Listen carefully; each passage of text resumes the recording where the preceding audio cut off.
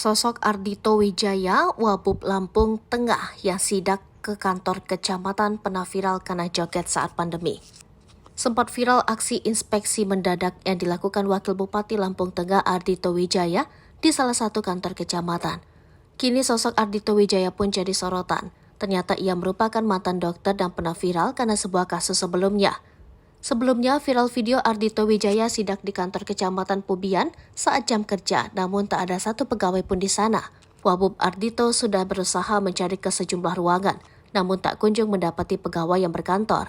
Sampai akhir video, Wabub Ardhito tidak kunjung menemukan pegawai kecamatan hingga akhirnya memutuskan keluar dari kantor. Ardhito mengatakan dirinya datang ke kantor kecamatan itu pada pukul 11 waktu Indonesia Barat.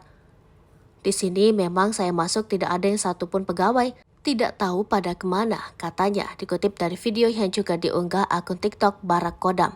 Dikutip dari laman resmi Pemkab Lampung Tengah, Ardhito Wijaya merupakan Wakil Bupati Lampung Tengah periode 2021 sampai 2026, yang lahir di Bandar Jaya 23 Januari 1980 atau saat ini berusia 43 tahun. Selepas lulus dari SMU Negeri 1 Terbanggi Besar, Ardhito Wijaya melanjutkan kuliah di Universitas Trisakti. Ia kemudian menjadi dokter di Puskesmas Seputih Surabaya, Lampung Tengah, hingga akhirnya ia menjabat sebagai Kabid P2PL Dinas Kesehatan Lampung Tengah pada 2014-2016.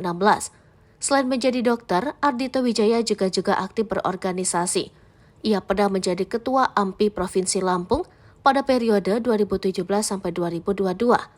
Dan juga Koordinator Perhimpunan Dokter Nahdlatul Ulama Provinsi Lampung periode 2020-2024. Dari dunia kesehatan, ia kemudian terjun ke dunia politik. Kini ia menjabat sebagai Ketua DPC PKP Lampung Tengah. Dalam Pilkada Lampung Tengah 2020 lalu, Ardhito Wijaya yang mendampingi Musa Ahmad memenangi Pilkada Lampung Tengah dengan mengalahkan dua pasangan lainnya, yakni pasangan incumbent Lokman Joyo Somarto, Ilyas Hayani Muda, dan Nesi Kalvia Mustafa Imam Suhadi.